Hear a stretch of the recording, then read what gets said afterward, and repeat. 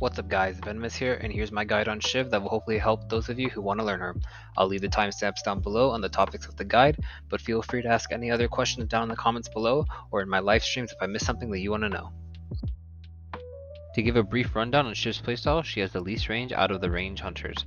Her playstyle on teams is to be a slippery, high DPS who looks to flank and exploit enemy mistakes. Majority of her damage comes from shift and LMB, as your goal is to build malice stacks to pump massive damage. Against other range hunters, she looks to be more aggressive, while against melee, she looks to kite with cartwheels. She has conditional CC and minimal team utility, but with the combination of powers, you can unlock tons of possibilities that weren't possible prior. So to start the guide off, it's important you guys know about her kit and what she can offer. She has two passives, Malice, which is a stacking debuff placed on enemies that stacks up to 17 times before maxing out. It increases the damage of your LMB by a small amount per stack. Her secondary passive is Star of the Show. Whenever you knock an enemy or get an assist, you will heal 25% of your maximum HP. Arc Slinger is your basic attack. It applies a stack of Malice whenever an enemy is hit, and the damage is ramped up for continuous shots on the same target. Empower shots also regen 8 mana whenever you hit an enemy. R&B is Trick Shot. It is a slow moving projectile that when it hits an enemy, it will ground enemies, meaning they can't cast any movement abilities. The projectile will continue to travel after hitting an enemy at a set distance, and if it collides with another enemy or destructible object, it will then stun instead of just grounding. Trick Shot can also bounce off walls. Your shift is Cartwheel. Cartwheel will cause you to roll in a target direction, empowering your next shot. If you land your next shot, the cooldown of Cartwheel will reset. Hitting an enemy with an empowered shot from a minimum distance shown on your aim line will deal bonus damage. Apply 2 stacks of Malice and shred armor, causing massive damage. Cartwheel will also grant you a burst of movement speed. The speed is lost after taking damage, firing, or the duration that expires after 4 seconds. Your E is Phantom Dagger. When tossed, it will stick to enemies, walls, or the ground after a set distance travel. You can then recast E to teleport to the dagger's location. After 7 seconds, the dagger will forcibly teleport you to wherever it's landed. Daggers that land in the abyss will not allow you to teleport and will instead just disappear. So be wary of where you're tossing it. Hitting an enemy with the dagger also slows them for a set amount. The dagger's cooldown is also reduced if you landed on a wall, and it's further reduced if landed on an enemy. Her ultimate is Death Blossom. When cast, you'll begin shooting at all enemies within your ring and reset stacks of Malice. Shots inside the ring will deal with the base damage, however shots on the outer ring deal % missing health damage and apply anti-heal. You can continue to use LMB during the cast, so make sure to keep shooting and pump out more damage to increase the missing health damage. Casting Death Blossom will also grant you 2 short range shifts that work the same way as the regular shift. Moving on to equipment, 5 of the 7 equipment are viable on Shiv that you can choose. My personal go-to and what I recommend personally is Quick Bladed Bladed Helm. Bladed Helm gives a little bit of health for added tankiness to stay in fights longer, and both equipment grant ability power and movement speed. I believe with my playstyle that running double move speed items allows you to be more aggressive and slippery against opponents, with how fast you are because of the equipment, and on top of Cartwheel's bonus movement speed that it provides, it makes dodging enemy abilities much easier and allows for more survivability. Tech Plate isn't a bad option either if you want to play a more ability based build with R&B max over shift max. Having lower cooldowns is never a bad thing either, so feel free to mix up with these equipment to see which you prefer of the 3. Mana Blade is your 4th option. A lot of hunters have mana problems in Supervive, however, Shiv isn't one of them. You will rarely find yourself in a situation where you don't have mana, so I don't really think this is a must take, but if you find yourself needing mana, then go for it. The game recommends Vamp Blade and I see a lot of people take it. However, I really advise against this equipment because I think Omnivamp is a fake stat in the game. There's too much anti-heal in the game, and you're more than likely to go against a squad that has this form of anti-heal in their comp. This in turn makes the stat useless when you can take any of the other 4 equipment and have permanent stats that aren't voided by hunter abilities. Let's talk about ability leveling now. Supervive's max level for hunters is level 9, and all abilities can be level 3 times aside from ult maxing at 2. However, only one ability can be chosen for a level 3 upgrade. Off the drop, always take shift as it's your bread and butter ability and the quickest way to clear camps. It also gives you the ability to easily fight off enemies off the drop due to the resets and piercing shots being able to hit multiple enemies. The soft level cap is a mechanic that prevents you from over leveling early through farming camps. You can pass the soft level cap however through killing other players. During the first day and night cycle, you will be soft capped at level 4. Starting from level 1, go Shift, RB, E, Shift for the first 4 ability levels. An alternative I will sometimes do, depending on the game state however, is Shift, RB, Shift, Shift. This is a very hyper-aggressive build that is fine when you know there is another team in your POI. Or, if you plan to be super aggro day 1 with the help of global UAV Storm Shift or using the UAV statues around the map.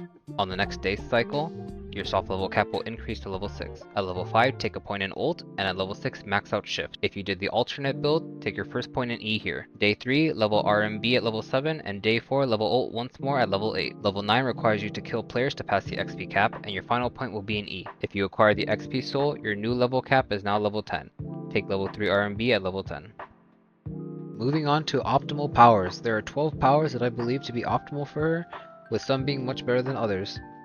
To get started, I'll talk about the combo of Berry Eater and Green Thumb. Green Thumb allows you to create an area of bushes around you, while Berry Eater allows you to consume all bushes you pass over and heal over time. This gives you an insane amount of survivability, especially against enemies without anti-heal, as there's almost no way they out-damage the amount of healing you get from the bushes. Money Tree Grenade spawns a single tree at your cursor's location. This can be used in combo with Trick Shot to set up single enemy stuns by tossing a tree followed by Trick Shot. It is a hard combo to land, but very satisfying when you do land it. Tree Prison is much more useful than Money Trees, as it creates a circle of trees around enemies. This makes it much easier to not only land trick shot stuns, but also trap opponents for your team or yourself. Tossing dagger and trapping an enemy within the prison gives you a very easy pick, as you can teleport into the prison and stun enemies with one of the surrounding trees. Burning Core is a good power for assisting with more DPS. It creates 3 pulses of explosions around you and leaves a circle of fire that burns enemies who remain in it. Using this prior to engaging with dagger helps you pump more damage in combination with your ult. Thorn Shell is a defensive power that grants you damage reduction and reflects 20% of the damage taken to enemies. Using this before engaging or prior to taking a large amount of expected damage from enemies will help keep you in the fight longer, as well as a small DPS addition. Grappling Hook is a multi-purpose power that can not only be used to help get around the map,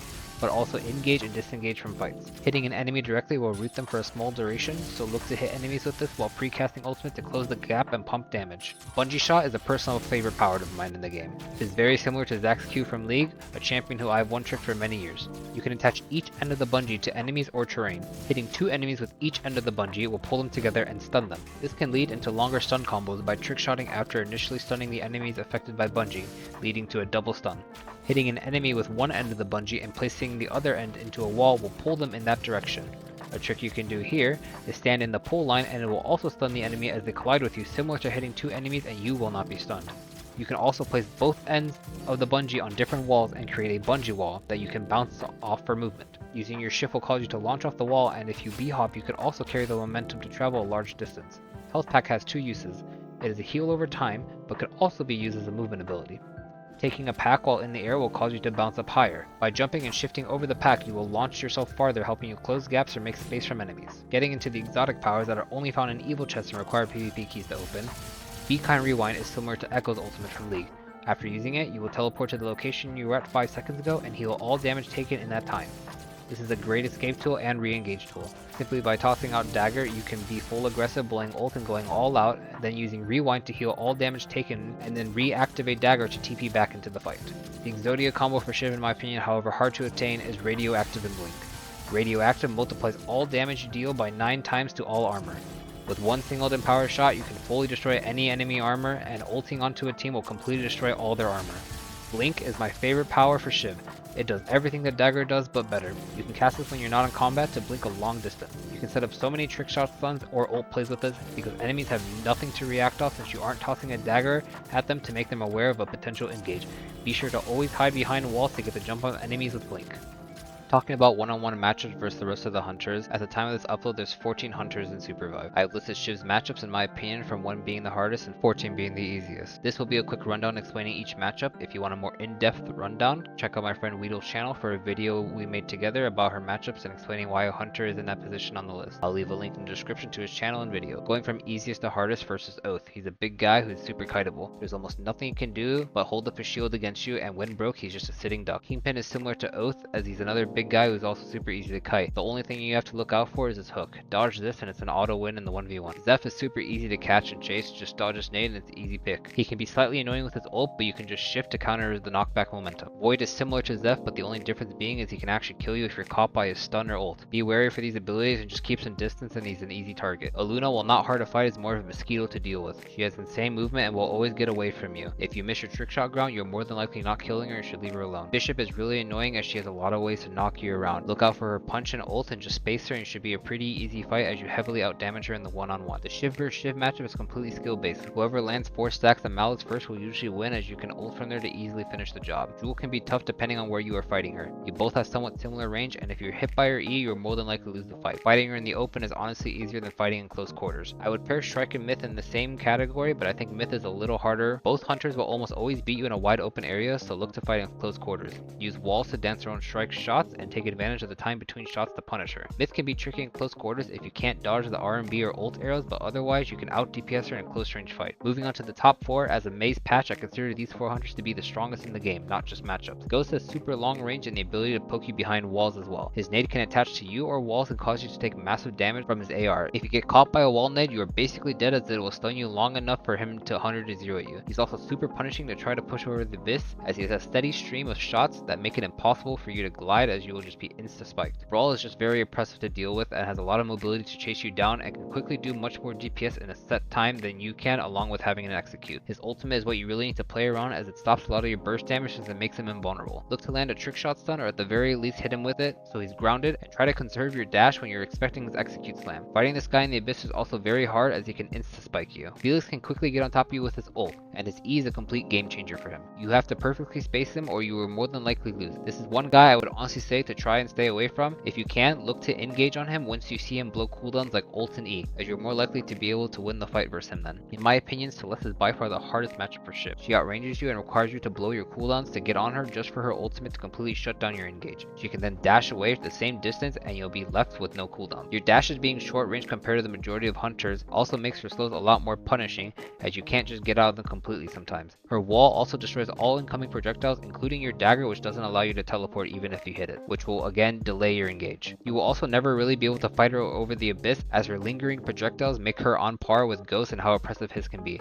I wouldn't ever go after her first and let your team take care of her while you focus on the other 3 members of her team. However, one tip I would have for her is try and save your dagger and toss it on her body while she's in ultimate. It will still stick to her in her ult state. You can then teleport to follow her after the ult ends and shifts away. Moving on to the final section, I want to talk about tips, tricks, and interactions. Dagger is a super important part of your kit. From being able to engage, disengage, poke, and gather information, it has lots of uses. Always try and use your dagger to gather information. Throw it on a safe wall near your team and go scout the unknown ahead for intel on potential enemies. You can also use the same strategy to push enemies and bait out some cooldowns and poke damage, and see if you can give your team the upper hand while having the safety of teleporting back. Something to note is that dagger can pass through fences and also land on higher ground. Make sure to use this to your advantage and find flank routes on your enemies. On current patch, this trick isn't fixed. However, I don't think it's intended and will surely be fixed down the line. Normally, dagger will force you to teleport after the timer. However, being in the glider state at the end of the timer will actually cancel the teleport, allowing you to stay at your current location. Use this trick if you're trying to avoid a bad dagger that will surely lead to your death, or some simple mind games to burn some cooldowns. Cartwheel can be used to stop momentum, including hunter abilities. For example, you can counter the knockback of Bishop's punch and Zeph's ultimate. You can use this trick to also cancel momentum from other sources like jump pads and other knockbacks. Something I commonly see new players do on Shiv is teleport in and then cast ult. To optimally output your DPS before teleporting, start casting your ult, as when you teleport in, your ult will be active rather than having to wait the cast time. Your ultimate doesn't have to be just an aggressive tool as well. If your shift is on cooldown, pop your ult to get your shifts back as an added escape tool. An example as well is here, Kingpin saw me burn shift and miss my shot, so thinking it was down, he went in for a stun. I popped my ult to get my shifts back to dodge the stun and win the fight from there. Hopefully this guide helped you guys when it comes to Shiv. I wanted to go over the basics and some tips and tricks, along with ideal equipment, ability powers, and etc. Feel free to leave any comments on this video or ask me any questions in my live streams, and I'll happily answer anything more you want to know. Thank you for watching, and be on the lookout for tons of new Supervive content coming on this channel.